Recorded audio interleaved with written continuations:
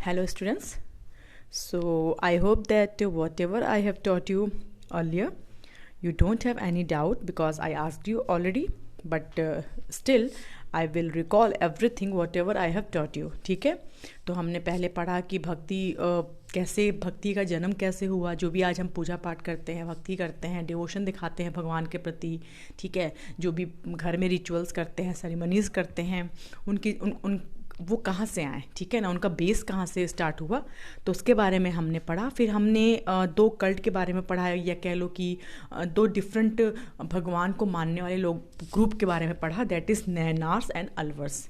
नैनार्स जो शिवा को मानते थे, ठीक है, और अलवर्स जो विष्णु के भक्त थे, ठीक है ना।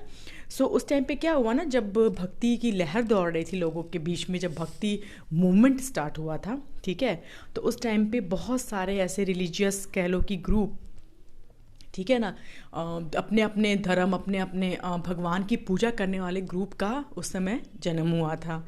जैसे अभी हमने नैनार्स और अलवर्स के बारे में पढ़ा, ठीक है। धीरे धीरे ये चीज़ जोर पकड़ने लगी थी कि अभी आप आगे पढ़ोगे कि और कौन कौन से आपको भगवान को मानने वाले या किस रिचुअल को मानने वाले ग्रुप के बारे में आप पढ़ोगे, ठीक है ना। तो उस टाइम पे ये सब चीज़ें चल रही थी। जब भक्ति मूवमेंट स्टार्ट हुआ तो भक्ति के भी कई सारे रूप देखने को मिले उस टाइम पे, कि भक्ति सिर्फ ऐसा नहीं है कि आप मंदिर में गए पूजा कर लिए। भक्ति में भी उन्होंने शिव की पूजा बताई, विष्णु की पूजा बताई, एक भगवान की पूजा बताई। किसी ने मंदिर में पूजा करना सही समझा, तो किसी ने बोला कि नहीं, मंदिर में पूजा करना या किसी मूर्ति की पूजा करना हमारा धर्म नहीं है। तो इस तरह की भक्ति के मतलब कहते हैं डिफरेंट डिफरेंट एस्पेक्ट्स वहाँ पे चल रहे थे उस टाइम पे, ठीक है ना। तो अभी तक हमने पढ़ा नैनार्स एंड अलवर्स के बारे में, ठीक है। फिर हमने पढ़ा है जियोग्राफी, व्हाट इज़ है geography, that is writing of sense lifes. जो उस समय के जो सेंस होते थे, जो आपके बहुत कहते हैं ना कि रिनाउंड जो उस टाइम के जो होते थे पंडित या पुजारी कह लो, जो पूजा पाठ करवाते थे या जिन्होंने भक्ति को बहुत अच्छे तरीके से आगे लेके वो जो गए, ठीक है, तो उनकी बात यहाँ पे हो रहा है। तो यहाँ पे आप देख सकते हो कि उस टाइम पे सेंस को कितना ज़्यादा वैल्यू मिलता था कि उनकी स्टैचू भी बनवाई जाती थी उनके रिस्पेक्ट में। सो यहाँ पे उन्हीं एक सेंट का आप इमेज देख सकते हो, दैट इज़ कॉल्ड मणिका वसागर, ठीक है ना। सो ये उनके बारे में था। अभी हम एक सेकंड फेज पढ़ेंगे, कह लो कि एक सेकंड एस्पेक्ट पढ़ेंगे कि फ़िलॉसफी कैसे भक्ति से कनेक्टेड है। फ़िलॉसफी का मतलब ही होता है आध्यात्मिक अध्ययन या आध्यात्मिक स्टडी, ठीक है ना। तो अब देखते हैं कि कैसे फ़िलॉसफी एंड भक्ति गो हैंड इन हैंड, ठीक है। Sankara, one of the most influential philosophers of India, was born in Kerala in 8th century. Shankara नाम के एक बहुत प्रचलित उस टाइम के फिलोसफर थे जिनका जन्म केरला में हुआ था 8th सेंचुरी में। He was an advocate of Advaita और the doctrine of oneness of the individual soul and the supreme God which is the ultimate reality. और ये क्या थे, ये जो शंकरा थे, ये किसका पक्ष लेते थे, अद्वैता का पक्ष लेते थे, ठीक है ना। So Advaita is kind of the कह लो कि एक, ये भी कह लो कि एक कहते हैं कि एक टर्म दिया गया है, ठीक है ना, उनको जो डॉक्ट्रिन ऑफ वननेस, जो एक सिंगल भगवान को मानते थे, उनके लिए ऐसा नहीं था दुर्गा, विष्णु, शंकर, हनुमान, ऐसा कुछ नहीं। वो सिर्फ वननेस, सिर्फ एक, उनका ये मानना था कि भगवान एक ही है और वो वही सच है, ठीक है। He taught that Brahman, the only or ultimate reality, was formless and without any attributes.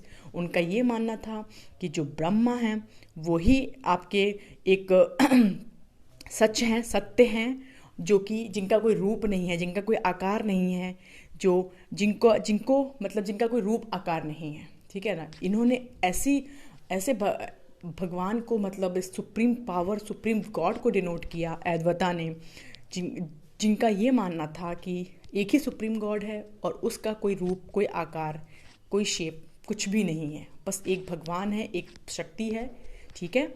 तो इन्होंने इस बात को बहुत जोर दिया। He considered the world around us to be an illusion और maya and preached renunciation of the world and adoption of the path of knowledge to understand the true nature of Brahman और ब्रह्मा एंड अटेन साल्वेशन, ठीक है।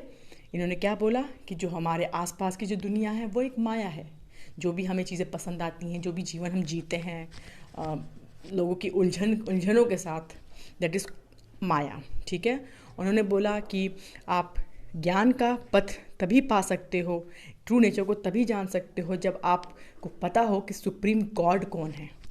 वो एक है, वो निरंकार है, उसका कोई आकार नहीं है, कोई रूप नहीं है। ठीक है, ये मानना था शंकरा द फिलोसफर, जो कि अद्वैता ग्रुप के या अद्वैता टर्म के या अद्वैता कह लो कि जो अद्वैत थे उनको ये कहते हैं कि फॉलो करते थे, एडवोकेट करते थे। ठीक है ना, तो ये इसकी बात हो रही है। Come to the next one. Ramanuja born in Tamil Nadu in the 11th century was deeply influenced by the Alvars. और रामानुजा जो तमिलनाडु में जिनका जन्म हुआ था 11th century में, was deeply influenced by the Alvars, और वो बहुत ज़्यादा अलवर्स जो कि विष्णु के भक्त थे उनसे बहुत ज़्यादा प्रभावित थे। According to him the best means of attaining salvation was through intense devotion to Vishnu. और उनका ये मानना था कि अगर आपको मोक्ष चाहिए तो आपको विष्णु की भक्ति करनी पड़ेगी पूरे दिल और श्रद्धा के साथ। Vishnu in his grace helps the devotee to attain the bliss of union with him. Vishnu लोगों की मदद करते थे अपने भक्तों को, अपने फॉलोअर को, अपने डिवोटीज़ को एक साथ करने में, उनको अपने आप से मिलवाने के लिए। He propounded the doctrine of विशिष्ट अद्वैता और qualified oneness, in that the soul even when united with the supreme God remain distinct। इन्होंने ये बोला कि जो डॉक्ट्रिन ऑफ विशिष्ट अद्वैता, इन्होंने एक डॉक्ट्रिन दी, एक फ़िलॉसफी दी विशिष्ट अद्वैता की, जिसमें ये लिखा था, जिनका ये मानना था कि और qualified oneness in that the soul even when united with the supreme God remain distinct. वो आत्मा जो भगवान से मिल जाती है, भगवान से मिलने के बाद भी अलग रहती है। कुछ लोग का ये मानना था कि भगवान एक है, आत्मा भगवान से मिल के एक ही हो जाती है, लेकिन जो ये आपके विशिष्ट अद्वैता थे, इनका ये मानना था, रामानुजा का ये मानना था, जो कि इसके फॉलोवर थे, इसको प्रोपाउंड करते थे कि भगवान भले ही एक हैं, लेकिन जब आत्मा भगवान से मिलती है, किसी भी इंसान की या किसी भी शरीर से जाती है, तो वो हमेशा अलग ही होती है, वो परमात्मा का एक अंश नहीं बनती है। रामानुजा's doctrine greatly inspired the new strand of bhakti which developed in North India subsequently। Ramanuja ने डॉक्ट्रिन, जो रामानुजा की डॉक्ट्रिन थी, वो greatly inspired the new strand, उसने भक्ति के एक न्यू स्ट्रैंड को बहुत ज़्यादा इंस्पायर किया और नई सोच नॉर्थ इंडिया में डेवलप की। पहले लोग ये मानते थे कि भगवान की पूजा करो, पाठ करो, और भगवान एक ही है, आत्मा परमात्मा का अंश है, इन सब चीज़ों में मानते थे। लेकिन रामानुजा के आने के बाद उसने जो अद्वैता की जो सोच थी कि वननेस ऑफ गॉड, उसको कम्प्लीटली फ्लिप कर दिया और बोला कि नहीं, भले ही भगवान एक हो, सुप्रीम पावर एक है, लेकिन आत्मा उससे मिलने के बाद भी अलग ही रहती है। ठीक है, so this is about philosophy and भक्ति। एक तो भक्ति का हो गया, शंकरा ने बता दिया, दूसरा फिर रामानुजा। ठीक है ना, शंकरा एक तो फिलॉसफर थे जिन्होंने क्या बात बोली वो बताया गया। फिर आपके रामानुजा आए, भक्ति, अलवर और नैनार के बारे में हमने पढ़ा, तो अलवर को सपोर्ट किया। ठीक है ना, तो फिलॉसफर ने अपनी बातें कही, वननेस ऑफ गॉड कही। भक्ति को फॉलो करने वाले रामानुजा ने वो अपनी बात उन्होंने कही कि नहीं, भगवान भले ही एक है, सुप्रीम गॉड भले ही एक है, लेकिन आत्मा एक नहीं है। ठीक है, नेक्स्ट आते हैं बसावनास विरासैविज्म। ठीक है, बसावनास विरासैविज्म, इसके बारे में देखते क्या है ये। We noted earlier the connection between the Tamil Bhakti movement and temple worship। अभी ऊपर मैंने बताया था आपको पिछले लेक्चर में कि जो भक्ति मूवमेंट को कैसे टेम्पल वर्शिप से कनेक्ट किया गया है। This in turn led to a reaction that is best represented in the Virashaiva movement initiated by Basavana and his companions like Alama Prabhu and Akka Mahadevi. ठीक है, एक और नया मूवमेंट आया जिसको बोलते थे वीराशैविज्म मूवमेंट, और जिसको आपके अलामा प्रभु और अक्का महादेवी और बसावना ने चलाया था। This movement began in Karnataka in the mid 12th century, और ये कर्नाटका में मूवमेंट स्टार्ट हुआ 12वीं शताब्दी में। The Virashaivas argued strongly for the equality of all human beings and against Brahmanical ideas about caste and the treatment of women. They were also against all forms of ritual and idol worship. अब इसके पहले क्या बात हो रही थी? इसके पहले मंदिर में पूजा की बात हो रही थी, ठीक है ना। लेकिन जब वीराशैविज्म की बात आई, जब वीराशैविज्म मूवमेंट हुआ, तो उस मूवमेंट को चलाने वाले लोगों का मानना था कि हर इंसान एक है, और जो ब्राह्मण जो बोलते आ रहे हैं, हमें समाज में बोला जा रहा है ब्राह्मणों के द्वारा कि कास्ट सिस्टम है, ऊंच नीच का जो कास्ट है वो है, उसको उन्होंने पूरी तरह से डिनाई कर दिया, और वो हर तरह के पूजा पाठ या मूर्ति पूजा के अगेंस्ट थे, ठीक है। इनके क्या वचन थे?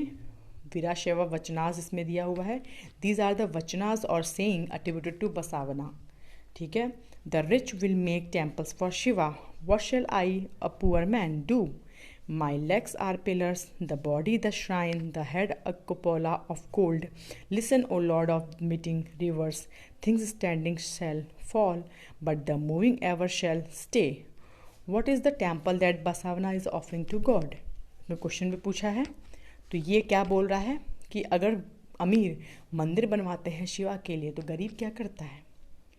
गरीब का पैर जो होता है, क्या होता है? गरीब की मेहनत लगी होती है उस मंदिर को बनाने में, बट उसका कहीं पे भी जिक्र नहीं होता है।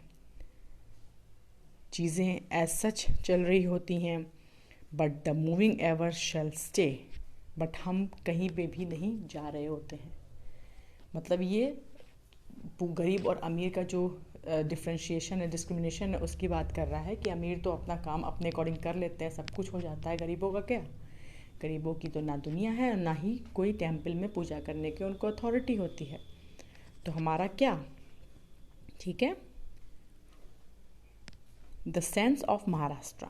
अब आते हैं महाराष्ट्र में क्या चीज़ें हुई। पहले हमने पढ़ा नॉर्थ इंडिया के बारे में, फिर हमने पढ़ा साउथ इंडिया के बारे में। अब हम पढ़ते हैं महाराष्ट्र में क्या उस समय चल रहा था, जब भक्ति मूवमेंट पूरी दुनिया में, या कह लो कि इंडिया में बहुत बड़े लेवल पे एक रूप ले लिया था, जब लोगों के बीच में टेम्पल वर्शिप, भगवान की पूजा, भगवान के डिफरेंट एस्पेक्ट की पूजा, और दूसरी तरफ वननेस ऑफ गॉड हो रहा था, सुप्रीम गॉड हो रहा था, ठीक है। वहीं महाराष्ट्र में भी एक कुछ सेंस थे जो अपनी तरफ से भक्ति को लाइमलाइट में लाने की कोशिश कर रहे थे। देखते हैं क्या। From the 13th to 17th century, Maharashtra saw a great number of sant poets whose songs in simple Marathi continue to inspire people. उस समय आपका 17th सेंचुरी के टाइम पे महाराष्ट्र में भी कई सारे संत थे जो अपने मराठी लैंग्वेज, जो वहाँ की लोकल लैंग्वेज है महाराष्ट्र की, उस लैंग्वेज में बहुत सारे सॉन्ग्स डेडिकेट कर रहे थे लोगों को इंस्पायर करने के लिए, ठीक है। The most important among them were Dnyaneshwar, Jnaneshwar आप कह सकते हो उसको, Jnaneshwar, Namdev, Eknath, Tukaram, as well as women like Sakhubai and the family of Chokhamela, ठीक है। तो ये कुछ लोग हैं who belong to the untouchable Mahar caste. और जो संत उस टाइम पे महाराष्ट्र में थे, जो सॉन्ग प्रिपेयर कर रहे थे, ठीक है, मराठी में लोगों को इंस्पायर करने के लिए, ठीक है ना, उनमें से जो भी संत थे वो किस से बिलोंग करते थे? अनटचेबल से। The most important among them वर ज्ञानेश्वर, नामदेव, एकनाथ, ये सब आपके अनटचेबल या महर कास्ट से बिलोंग करते थे। This regional tradition of bhakti focused on the Vitthala, a form of Vishnu temple in Pandharpur, as well as on the notion of a personal God residing in the hearts of the people. और ये जो movement हो रहा था महाराष्ट्र में संत के द्वारा, ये विष्णु की पूजा पे फोकस था, ठीक है। तो देख लो आप उस टाइम पे, मतलब जब भक्ति एक अपनी स्ट्रॉन्ग पकड़ बना रही थी सोसाइटी में उस टाइम पे बहुत सारे फिलोसफर आए, सेंट्स आए, जिन्होंने भक्ति के बारे में डिफरेंट व्यू रखे कि भक्ति शिव की पूजा करना है, भक्ति विष्णु की पूजा करना है, भक्ति एक गॉड को मानने हैं, भक्ति कास्ट के जो डिफ्रेंशिएशन है उसको ख़त्म करना है, भक्ति विष्णु की पूजा करना है। मतलब डिफरेंट डिफरेंट जगह पे लोगों को भक्ति को लेकर के डिफरेंट डिफरेंट मान्यताएं चल रही थी उस टाइम पे, ठीक है। These saint poets rejected all forms of ritualism, outward display of piety and social differences based on birth. और इन पोएट सेंट ने, ये जो सेंट पोएट्स थे महाराष्ट्र के, इन्होंने किसी भी तरह के रिचुअलिज्म और जो कि सोशल डिफरेंसेस को दिखाता है, जो ये बताता है कि जन्म से ही कोई अगर शूद्र फैमिली में है तो वो शूद्र ही है, ठीक है। जो जिसका जन्म उसको सोसाइटी में डिस्क्रिमिनेट करे ऐसा रिचुअल उसको हम डिनाई करते हैं। In fact, they even rejected the idea of renunciation and preferred to live with their families, earning their livelihood like any other person, while humbly serving fellow human beings in need. और इनका ये मानना था कि पूजा पाठ करना या किसी की किसी को बहुत डिवोटेड हो जाना, इट्स नॉट अबाउट द भक्ति।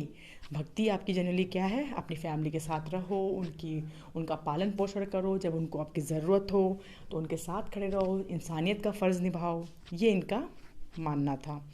A new humanist idea emerged as they insisted that bhakti lay in sharing others' pain।